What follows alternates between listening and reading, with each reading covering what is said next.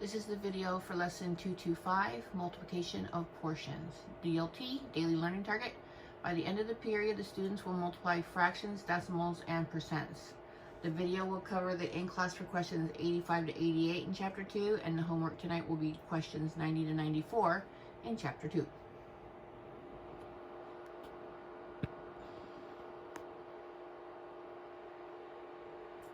Hopefully I adjusted my camera and everything is in shot. Whoops, too large.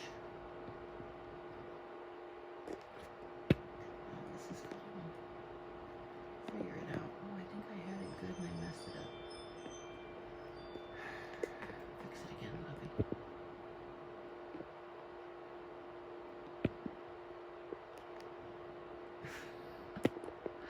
And every time I adjust it, it's not enough. Alright, stop. Alright, here we go. In class, 285 to 288. Lesson 225, multiplication of portions. Let me see if I can get all of 85 in there.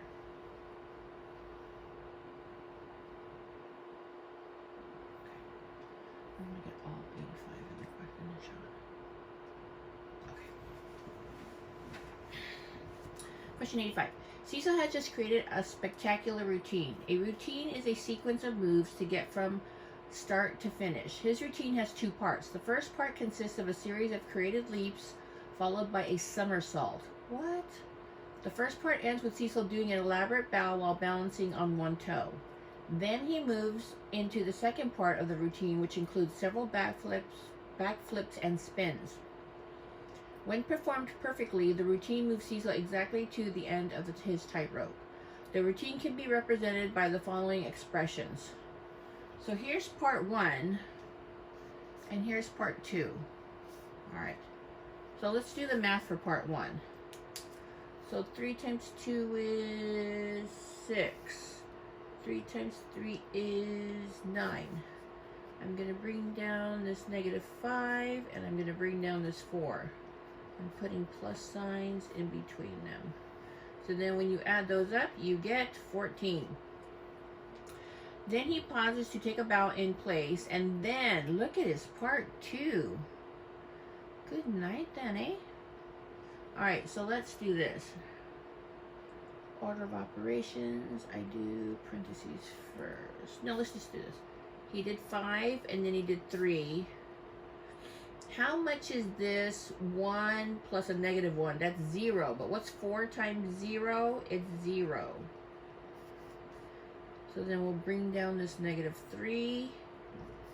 We'll bring down this -5. Uh-oh. What is 5 minus 2? It's 3. What's 3 times 3? That's 9. Plus 1. You put that all together, that's 10. Wait, it seemed like more. Okay, work with your team to draw an accurate diagram to scale. Oh, I'm not going to draw nothing. Then answer the following questions and be ready to share your reasoning. Assume that the numbers used to describe the routine represent feet. How long is Cecil's entire tightrope? How far from the starting point is Cecil when he takes his bow? So if he went 14 feet and then he went another 10 feet, he went for a total of 24 feet. How far is Cecil from the starting point when he takes his first bow after part 1? After part 1, he is only 14 feet. Okay. What portion of the tightrope length does Cecil travel in each part of the routine? Okay, so if it was 24 feet long and the first part he went 14, this reduces to 7/12. And then in part 2, he went the other 10 of the 24 feet, and this reduces to 5/12. Cecil had only completed 2/3 of his routine when a rather violent sneeze caused him to fall. Oh, Lord. How far from the starting point was Cecil when he sneezed and fell? So we have to do this. 2/3 of 24 feet. You know that of in math means multiply, so we're going to do 2/3 times, and I'm going to put the 24 over the 1. So then what's 2 times 24? 48. What's 48 divided by 3? He went 16 feet before he fell. So he finished part 1. All right, question 86. Question 86. All right. Garden Road. Oh, this is totally not about Cecil. All right. Garden Road Middle School is planning a field trip for students to attend a conference about careers in mathematics. Half of the students signed up to go on the field trip, but only 3/4 of those students brought back their permission slips to attend the field trip. Explore what fraction of students in the school will be able to go on the field trip. A. Assess this problem with your team. Do you have to know how many students go to the school to answer the question? No. I do not. Why or why not?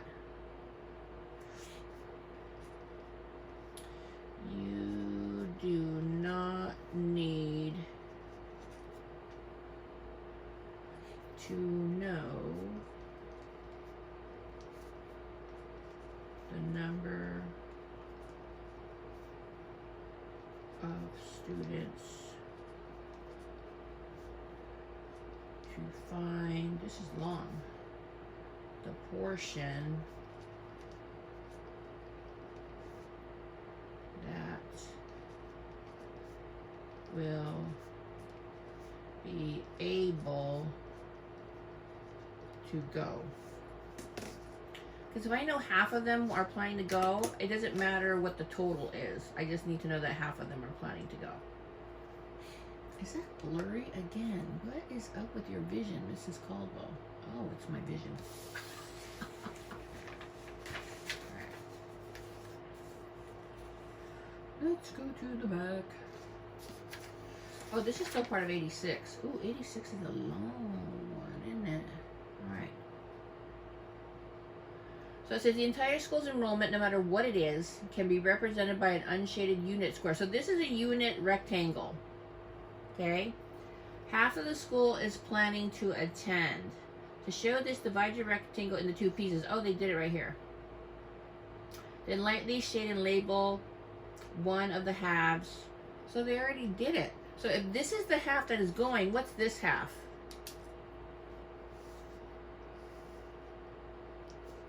This is the half not attending. Okay. 3/4 of the students planning to attend brought back their permission slips to go on the conference. Represent this portion on your rectangle.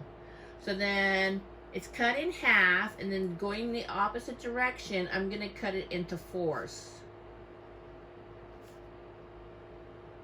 Okay? And then 3 of those 4s brought back their permission slip. So there's 1/4, there's 2/4, there's 3/4. Represent this. Okay, so there, I did it. So then over here, I would draw an arrow. 3/4 returned their permission slips.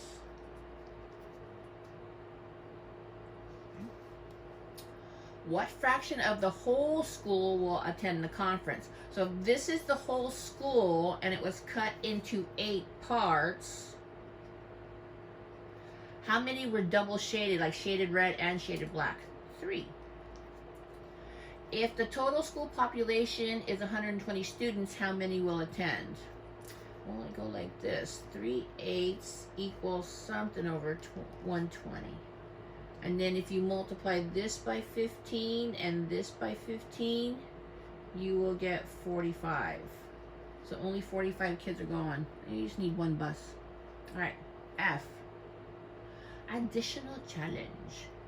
How do you know that the total population can not be either 125 or 250? Because neither 125 nor 250 can be divided by 8. Remember, we were dealing with 8s up here. Okay, next question. 87. No, let's do 87, then we'll move it up. Howie has 5/8 of a pizza left over from last night's dinner. He loves pizza and eats half of the remaining pizza the next day for breakfast. Oh my. Draw your own diagram and use the unit rectangle right here to determine what portion of pizza is left over.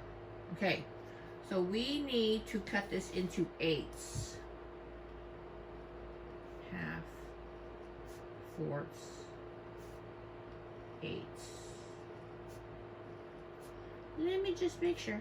1, 2, 3, 4, 5, 6, 7, 8. So then he ate 5/8. So then we need to shade 5/8 of that.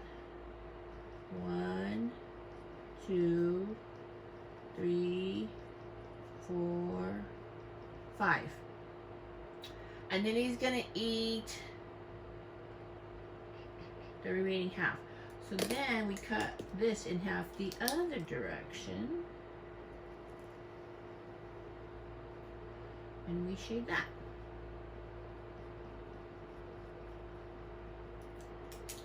Alright.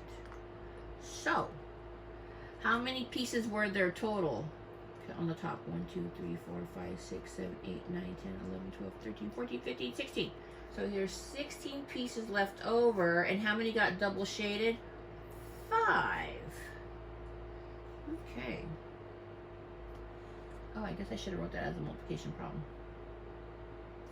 So this, I'm doing it backwards. It should have been 1/2 times 5/8. Shame on you, Mrs. Cobble, for going backward. All right. Question 88. Get it all on the screen. All right. Joe Dominguez has decided to plant a rectangular flower garden. Joe loves red carnations. He wants 50%. 50% is what fraction? Half of the garden to be planted with carnations. And 1/3 of the carnations must be red. On the unit rectangle, right here, label and shade a fraction of the garden that must be carnations. So 50%, okay?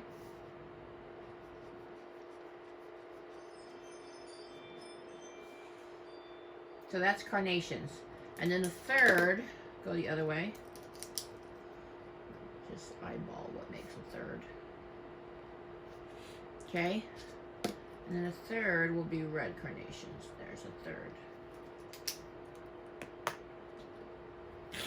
So what fraction of the whole garden must be red carnations? Oh wait, I forgot to label this part red. So how many parts are there altogether? There's 6 parts. 6 parts. And how many of those 6 parts are red carnations? 1. What fraction of the garden is not carnations? Well, if this bottom half was carnations, this top half is not carnations. Express the number of red carnations with a number sentence. So 1/3 times 1/2 equals 1/6. Lovely. And when they mean a number sentence, they mean like a math problem. That was a quick one. Yay. Okay. So that concludes lesson 225. You will now go off and work on questions 90 to 94 in chapter 2 as your homework. Have a lovely day.